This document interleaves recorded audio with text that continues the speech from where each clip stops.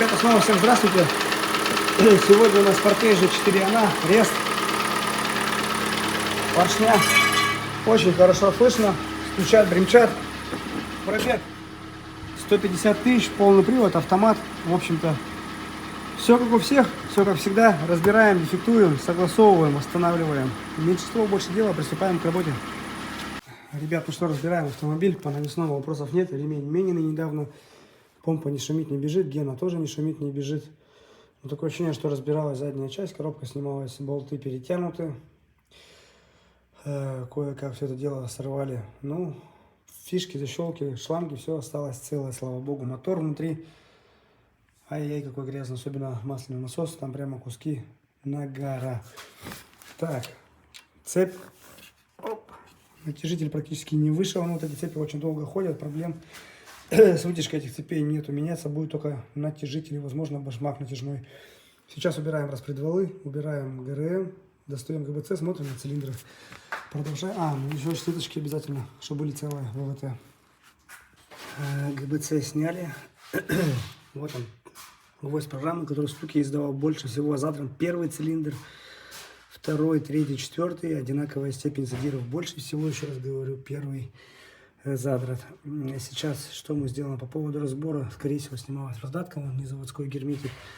Не понимаю, проворачивал полный привод, поэтому тут все затянуто капитально. Сейчас достаем блок, разбираем, смотрим на колено, смотрим на вкладыши, в каком состоянии они находятся. Продолжаем работу. Так, ребят, ну что, мотор мы полностью разобрали, маленечко в мойке располоснули, отмыли весь этот нагар мельчайший. Первый, второй, третий, четвертый. Первый больше всего, второй меньше, третий еще меньше, четвертый как второй. Примерная история по вкладышам. У нас вот такая вот песня. Грязь она летала. Благо зеркало коленвала осталось целым, но насос под замену у нас идет. Сами поршни, вкладыши Туннен тоже очень плохо. Также идут под замену у нас и по поршням. Кольца все залегшие. Вот тут видно грязь летела, вон она кусками. Ну, в общем, здесь такая же песня. В общем, как-то оно так. Сейчас будем составлять список работ, запчастей, согласовывать и приступать к восстановлению. Ребята, снова всем здравствуйте. Пришло время собирать у нас Portage. Расточим. Отверстия под масло форсунки на резьбе. Вот они у нас лежат. По поршням у нас 4,5 соток зазор. 3 сотки мало. Ребята, задерет заново. И в скором времени, поэтому 4,5 оптимальный вариант. Так, по кольцам 2-2,5 десятки. В замках колец обязательно промеряем. Кольца у нас НПР будут. Колено промываем, особенно храповику. Там очень много стружки копится. Очистители. Все это дело, все отверстия под масле, под подачу масла промывается храповик. Все это дело продувается, чтобы он был кристально чистый. Старую поршневую снимаем, шатуны моем. Новую ставим. Здесь она на стопорах. Легко и просто все это делается. Ну и потребуется нам задний коренной, колечко и прокладка под маслоприемник. В принципе, все. Естественно, вкладыши нормальные. Вот это вот говно надо выкидывать. Потом также у нас отмытые лежат.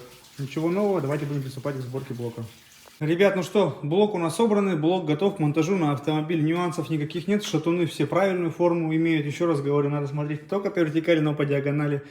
Бывает по вертикали зазор идеальный как надо. В одну сторону по диагонали смотришь, 2 сотки зазор, в другую 12. Естественно, шатун вот так вот боком ставишь, вытянул его, все, его только выкидывать. Такие ставить нельзя. Поэтому нужен внутромер, а не пластилин. Сальник новый, прокладки новые. В общем, вращается все вот одной рукой. Слышно только ширканье хона с кольцами.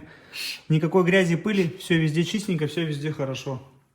Сейчас снимаем с гуся, ставим пластину для автомата и монтируем это чудо на автомобиль. Под капотку уже продули. Ребят, блок у нас установлен. Здесь, как я говорил, промыли, продули, трубку прокинули, промежуток стоит. В общем-то, поверхность обезжиренная, отверстие ГБЦ болтов, естественно, продуто. Никакой пыли, грязи, все четенько подготовлено к приему головки. Головка у нас также делалась. Сальники заменились по свечам, зазоры в норме. Сама по себе она ровная, фреза не потребовалась. Старую прокладочку хорошенько, аккуратненько убрали, обезжирили. Болты мобиловской смазкой. Прокладка, естественно же, корейская. Сейчас брызгаем клеем, вот эти слабые места промазываем герметиком и начинаем протягивать ее. Пока протягиваем ГБЦ, собираем по правой стороне все остальное. Ну, в общем-то, нюансов нет. Приступаем к монтажу головки. Ребят, ну что, протянули ГБЦ, установили распредвалы, установили новые компенсаторы, натяжитель, новая тандем мотора. Сама цепь не вытянута, вопросов к ней нет. Башмак также поменяли, потому как тот сломался при сверлении, рассохся уже новый башмак, натяжитель. Цепь сама по себе старая. Клапана сеточки промыли, установили на место. Все это дело обезжирили, на стыке промазаны герметиком. Также насос у нас в сборе идет новый. Обязательно заливаем маслица немного, чтобы на сухую не вращался, была масляная пленка. Также обезжирен и промазан герметиком. Колечки новые, сальник новый. Ставим ее, клапанная крышка и навесной. Осталось не так уж и много, основное собрали столб мотора. Осталась совсем ерунда, как говорится. Продолжаем работу. Ребята, ну что, автомобиль собрали, антифриз старый выкачали, новый больше уровня залили, бросили, помыли, воздушный новый стоит, ремень также клиент заменил, новый стоит. Ну, насос видели, что и так новый. В общем, цена под ключ в данном случае вышла в районе 140 тысяч за все про все, за все материалы, работы и так далее. Машину загнали, машину забрали. Обкатка 3000, не более 3000 оборотов. Через 200-500 километров заменить масло, масляный фильтр, потом раз в 7000 все это дело менять. Ну и густые масла сюда лить категорически запрещено. Муфты, компенсаторы начинают очень громко работать. Это и так вот это слабое звено компенсаторы и вот эти вот две муфты распредвалов, это слабое звено данных моторов. Брякать начинает с навья. Люди выезжают с салонов. Особенно это касается гидрокомпенсаторов. Ну и муфты тоже. Только 3,5-30 это максимум. Лучше, конечно, 5,20 заливать сюда. На зиму нулевку. 95-й бензин, чистота радиаторов. И все у вас будет нормально. Так, что, нюансов нет. Все встало на свои места. По защелкам, кроме вот на клапанной крышки, защелка обломана была. То есть поставили на хомут. Остальное все стало как стало. Как было, как говорится. Ну что, давайте будем пробовать первый запуск производить автомобиля. Опа. Так. Раз. Климат off. Давление есть, аккумулятор есть. Ну что, с Богом. Давление пошло. Все, машина заработала. 14 год, 150 пробег, полный привод, автомат. Греем 90 градусов, дабы печка горячим воздухом пошла. Прогоняем все это дело, поднимаем, смотрим, чтобы все было сухо. Шланги, прокладки, сальники. Все надо проверять. Очень много подделок, очень много Китая. Что подделки, что Китай, это в принципе одно и то же. Ни хрена не ходит. Клапанные крышки, прокладки отличить практически невозможно. Стараемся ставить силикон, их, то есть из ремкомплекта сразу же выкидываем, ставим красный силикон, но их тоже бывает нет, бывает есть, и цена у них тоже не дешевая. В общем-то остальное, ГБЦ, прокладку отличить можно, сальники отличить можно, а вот клапанная крышка беда полная. В общем-то давайте послушаем снаружи, да закончим